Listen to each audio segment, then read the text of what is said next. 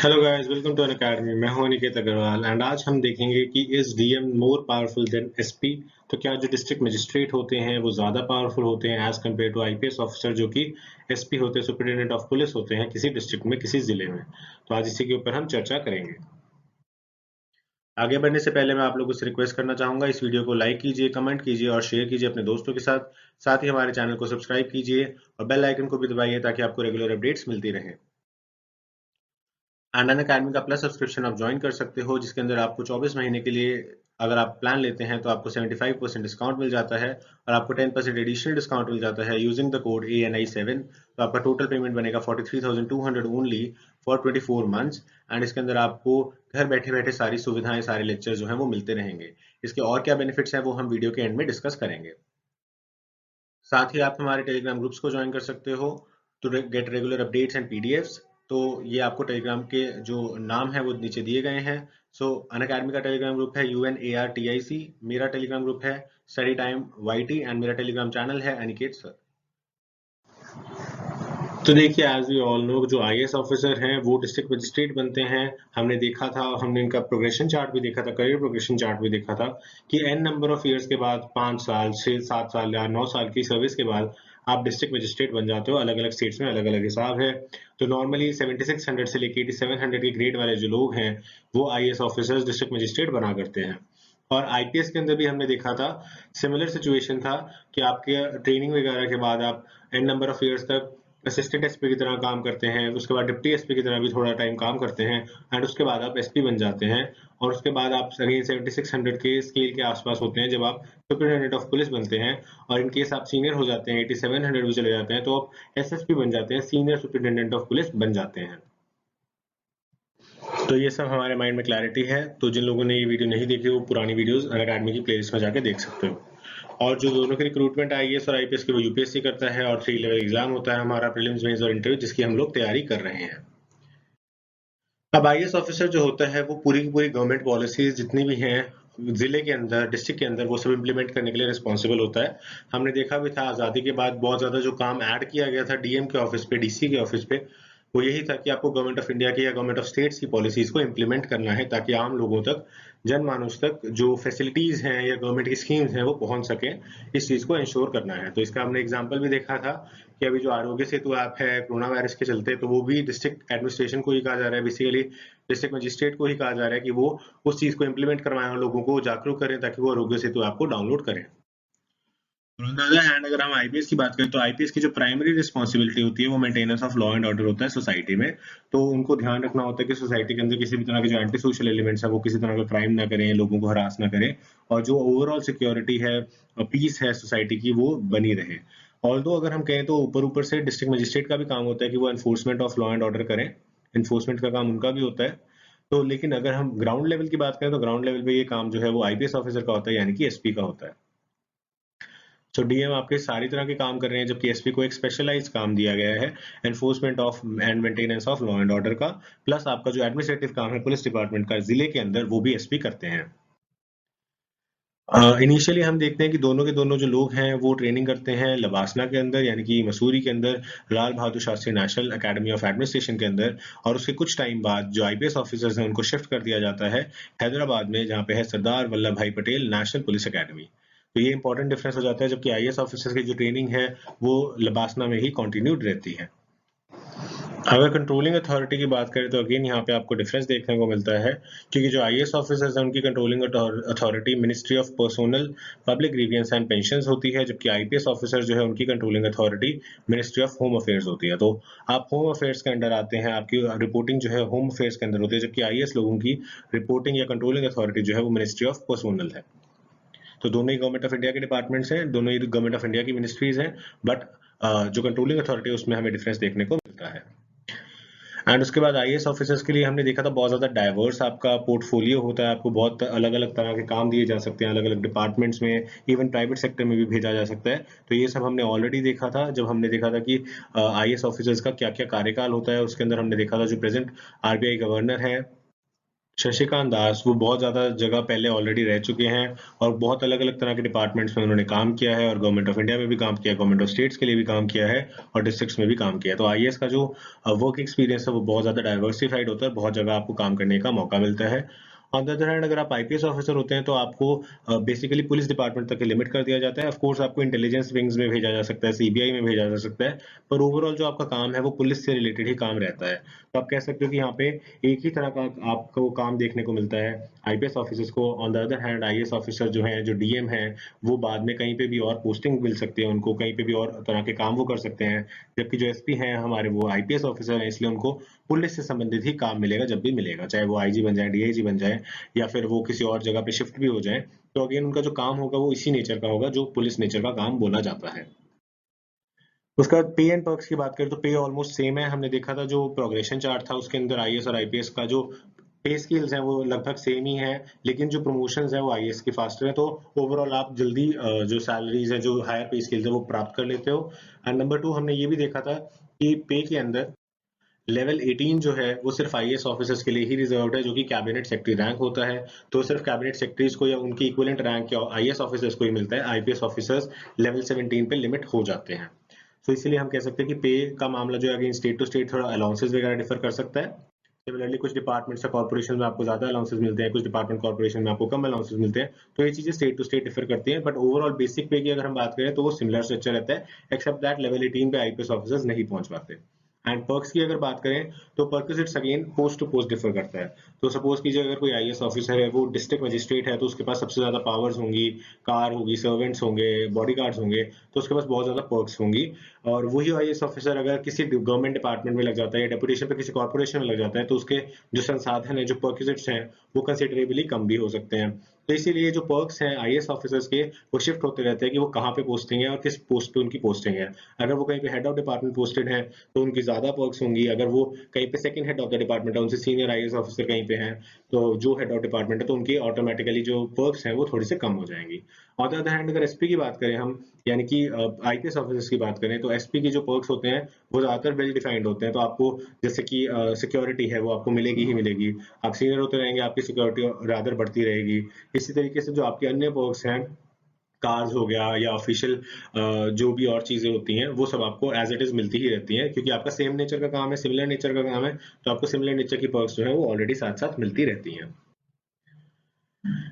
Rank की बात करें तो हमें पता है कि आईएएस का जो रैंक होता है वो किसी भी डिस्ट्रिक्ट में सबसे ज्यादा होता है। तो इसीलिए जो डिस्ट्रिक्ट मजिस्ट्रेट है उसको first officer of the district भी कहा जाता है। तो DM is the overall incharge of the district, overall head of the district and government's representative in the district. तो अंग्रेजों के टाइम में यही कहा जाता था कि अगर आपको सरकार से बात करनी है तो आप डीएम से बात करिए, क्योंकि डीएम एक कनेक्टिंग लिंक है गवर्नमेंट और पीपल के बीच में।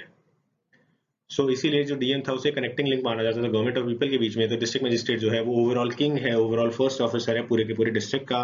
तो इसीलिए आईपीएस ऑफिसर जो है वो सेकंड ऑफिसर माने जाते हैं। तो अल्टीमेटली हम रैंकिंग के हिसाब से देखें तो आईएएस ऑफिसर को बड़ा रैंक माना जाता है, डीएम को सुपीरियर माना जाता है एसपी से। उसके बाद अगर हम देखें तो डीएम एक ही होता है पूरे डिस्ट्रिक्ट के अंदर, यानी कि किसी भी डिस्ट्रिक्ट में आप चले जाएं, ऑल ओवर इंडिया कहीं पे भी चले जाएं, जो डीएम है वो सिर्फ एक ही पर्सन होता है, वन एंड सोल अथॉरिटी होता है डीएम। इसके अलावा अगर कोई बड़ा डिस्ट्रिक्ट है तो वहाँ पे एडिशनल डिस्ट्रिक्ट मजिस्ट्रेट्स बनाए जा सकते हैं। State government additional district magistrates लगा सकती है, जूनियर आईएएस ऑफिसर्स को लगा सकती है। लेकिन ये जो है ये सबऑर्डिनेट नहीं होते, डिस्ट्रिक्ट मजिस्ट्रेट के जूनियर्स होते हैं। सो आप बेसिकली जूनियर जरूर हो पर सबऑर्डिनेट नहीं हो, आपकी रिपोर्टिंग स्टेट गवर्नमेंट को ही है। तो एडिशनल डिस्ट्रिक्ट में मजिस्ट्रेट्स जो है वो लगाए जा सकते हैं, बट डिस्ट्रिक्ट मजिस्ट्रेट सिर्फ एक ही होगा पूरे डिस्ट्रिक्ट के अंदर। लेकिन ऑन द अदर हैंड एक से ज्यादा एसपीज हो सकते हैं एक डिस्ट्रिक्ट के अंदर।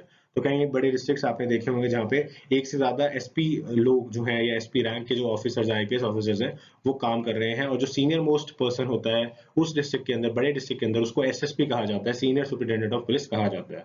तो ये थोड़ा सा डिफरेंस जो है, टेक्निकल डिफरेंस आ जाता है। अगेन ये स्टेट टू स्टेट और डिस्ट्रिक्ट टू डिस्ट्रिक्ट वेरी करता है, ये कोई हार्ड एंड फास्ट रूल नहीं है। इसके बाद अगर हम बात करें आपकी अथॉरिटीज की, तो जो एसपी होता है उसको पूरी की पूरी पुलिस फोर्स का इंचार्ज माना जाता है अपनी डिस्ट्रिक्ट की। तो डिस्ट्रिक्ट के अंदर जितने भी पुलिस ऑफिसर्स हैं, जितने भी इंस्पेक्टर्स हैं या छोटे पुलिस ऑफिसर्स हैं या इवन पीसीएस लेवल के जो पुलिस ऑफिसर्स हैं, वो सब के सब आपके अंडर काम करते हैं, आपके सबऑर्डिनेट होते हैं। तो पूरी पुलिस के ऊपर आप एक ही ज्यूरिसडिक्शन मानी जाती है। लेकिन फिर भी डिस्ट्रिक्ट मजिस्ट्रेट क्योंकि overall incharge of the district होता है, तो एसपी की रिपोर्टिंग डीएम के पास आती है। हम कह सकते हैं कि इनडायरेक्टली डिस्ट्रिक्ट मजिस्ट्रेट भी पूरी पुलिस फोर्स को कंट्रोल करता है, इंक्लूडिंग एसपी। तो इसीलिए डिस्ट्रिक्ट मजिस्ट्रेट को अगेन थोड़ा सा सुपीरियर माना जाता है एज कम्पेयर टू एसपी। अच्छा, उसके बाद हम देखते हैं तो अगेन ये स्टेट टू स्टेट डिफर करता है, तो आपके स्टेट में डिफरेंट भी हो सकता है। तो स्टेट्स के अंदर जो एसीआर होती है, हर एक गवर्नमेंट ऑफिसर की एक एसीआर होती है, एनुअल कॉन्फिडेंशियल रिपोर्ट बोला जाता है या फिर अब परफॉर्मेंस रिपोर्ट भी बोला जाता है, जिससे हम देखते हैं, असेस करते हैं किसी गवर्नमेंट ऑफिसर की परफॉर्मेंस को। तो क्योंकि डिस्ट्रिक्ट मजिस्ट्रेट पूरे के पूरे डिस्ट्रिक्ट का राजा माना जाता है, इंचार्ज माना जाता है, फर्स्ट ऑफिसर माना जाता है, तो चाहे उससे छोटे या उससे बड़े कितने भी रैंक के लोग हों, क्योंकि वो सबके सब डिस्ट्रिक्ट के अंदर काम कर रहे हैं, तो वो डिस्ट्रिक्ट मजिस्ट्रेट के अंडर आ गए हैं, तो इसीलिए उन सभी की रिपोर्ट जो है, सभी की एसीआर जो है वो डीएम साइन करता है। तो चाहे वो पब्लिक प्रोसिक्यूटर हो, डिस्ट्रिक्ट जज को ऑफ कोर्स छोड़ के, क्योंकि वो जुडिशरी के ऑर्गन हो गए, तो उसके अलावा तो अब ये लीगल पर्सन है, तो इनकी भी जो एसीआर है वो डीएम लिखेंगे। एसपी हो गए, पुलिस वाले हैं, इनकी भी डीएम लिखेंगे। उसके बाद कोई इंजीनियर्स के सर्विस में, इंजीनियरिंग सर्विस में सीनियर इंजीनियर्स हैं, उनकी भी जो एसीआर है वो डीएम ही लिखेंगे, क्योंकि वो डिस्ट्रिक्ट में काम कर रहे हैं। तो इस तरह से जो भी पर्सन हो, अगर आप रेड क्रॉस में काम कर रहे हो तो उनकी भी वही लिखेंगे, वाटर में कर रहे हो, इरिगेशन में कर रहे हो, किसी हेल्थ डिपार्टमेंट में कर रहे हो, डॉक्टर हो, कुछ भी हो, डिस्ट्रिक्ट के अंदर आप कुछ भी हैं, आपकी एसीआर जो है वो डीएम के थ्रू ही जाएगी। तो डीएम अल्टीमेटली आपकी एसीआर लिखेंगे। And on the other hand जो डीएम की एसीआर है वो डिविजनल कमिश्नर लिखते हैं। तो डिविजनल कमिश्नर जो होते हैं, जिनके अंडर एक से ज्यादा डिस्ट्रिक्ट्स आते हैं, सपोज करो ये डिवीजन है, एक डिवीजन 1, और इसके अंदर 1 2 3 4 करके 4 डिस्ट्रिक्ट्स आ रहे हैं, तो इन सभी डिस्ट्रिक्ट मजिस्ट्रेट की जो एसीआर है वो डिविजनल कमिश्नर लिखेंगे।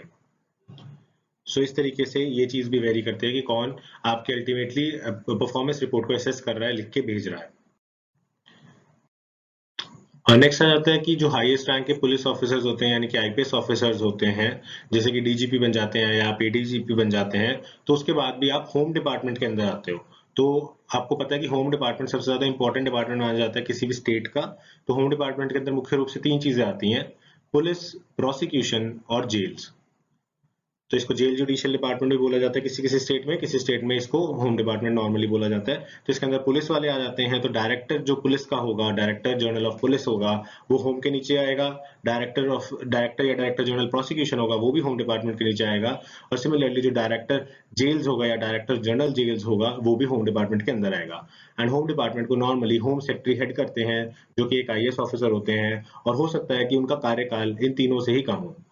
ठीक है, तो हो सकता है कि वो एक जूनियर लेवल के ऑफिसर हो, या सपोज करिए कि आईएएस ऑफिसर अगेन सेक्रेटरी बनने में उनको कितना टाइम लगेगा, 10,000 के ग्रेड पे जब वो पहुंच जाएंगे तो वो सेक्रेटरी लग सकते हैं। तो आप 10,000 के ग्रेड पे, अब आप ए पर्सन है और आप आईएएस ऑफिसर है, इसलिए आप होम सेक्रेटरी लग गए। और जो डीजीपी हैं, उनका ग्रेड इससे कहीं ज्यादा जा चुका है, सपोज करिए वो लेवल 15 पे है। यहाँ पे डायरेक्टर प्रोसिक्यूशन ये भी लेवल 15 पे हो सकते हैं। जेल जो डायरेक्टर जेल्स है, ये भी लेवल 15 पे हो सकते हैं। तो कहीं ना कहीं हम देख रहे हैं कि आप चाहे अपने अपने डिपार्टमेंट के अंदर डायरेक्टर बन जाएं, तो आप लेवल 15 को भी क्रॉस कर लें, 16 को क्रॉस कर लें, लेकिन अल्टीमेटली क्योंकि होम सेक्रेटरी जो है, चाहे वो 10,000 यानी कि लेवल 14 के ही आईएएस ऑफिसर हो, वो आपको हेड करेंगे। अल्टीमेटली आपको रिपोर्टिंग अथॉरिटी वही होंगे।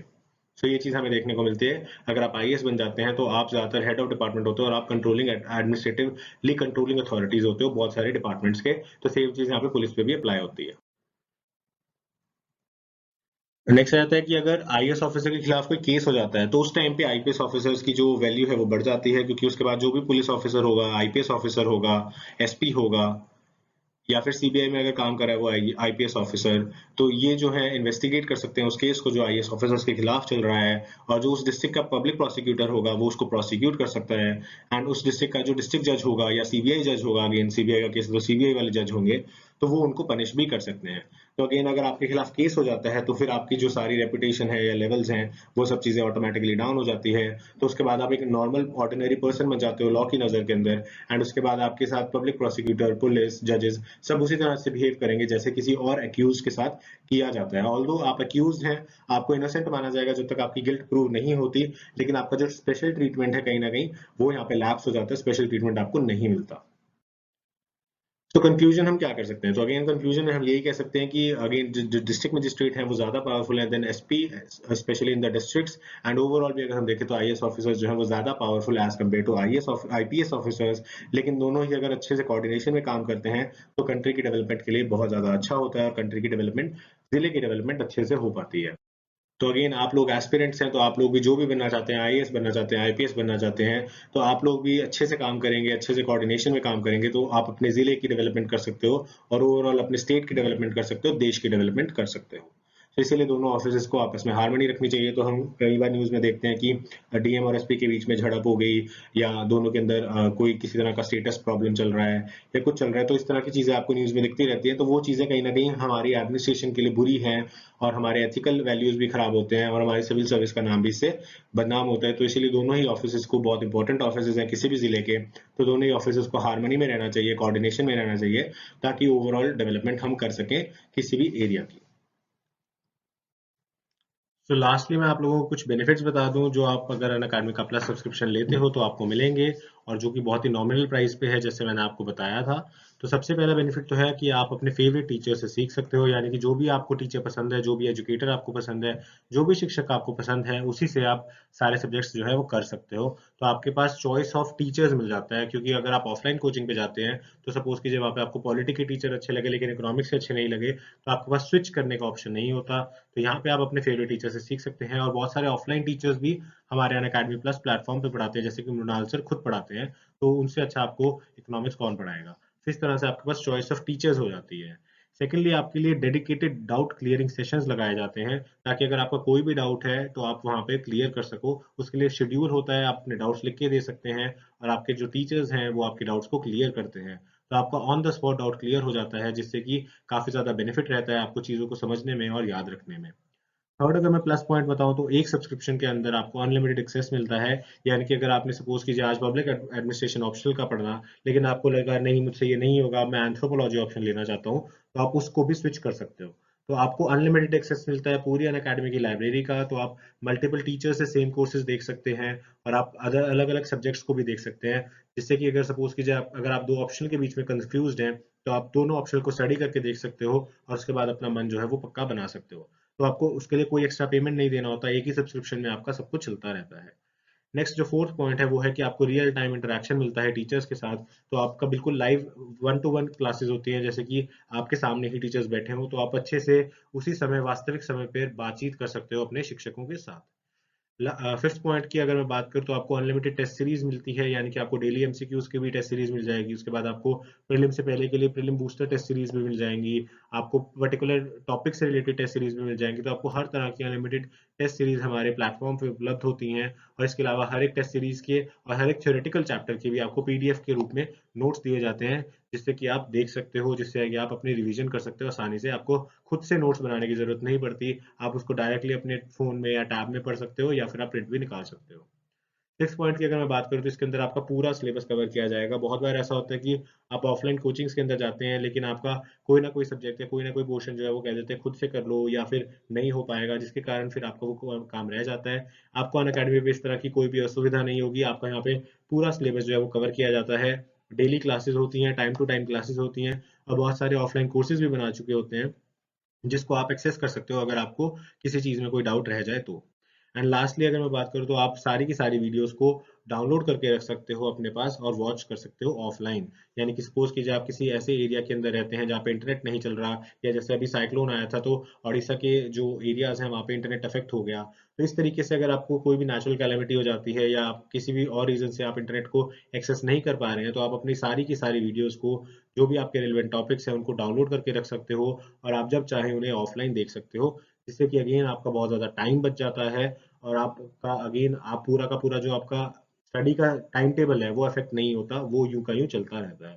सो these are the main benefits of joining Unacademy plus. इसलिए आपको अन अकेडमी प्लस जो है वो जरूर ज्वाइन करना चाहिए। एंड अगर आप लंबी रेस के घोड़े बनना चाहते हो, बेसिकली अब अभी आप वर्किंग प्रोफेशनल हैं, या अभी आप कॉलेज गोइंग स्टूडेंट हैं, अभी आप मन बना रहे हैं, तो आपके लिए जो 2 साल का सब्सक्रिप्शन मैंने आपको पहले बताया था वो बहुत ज़्यादा इंपॉर्टेंट है। वो बहुत ज़्यादा सस्ता भी पड़ता है आपको, और सिर्फ 43,000 रुपीज़ के अंदर आपको 2 साल के लिए एक्सेस मिल जाता है पूरी अन अकेडमी लाइब्रेरी का।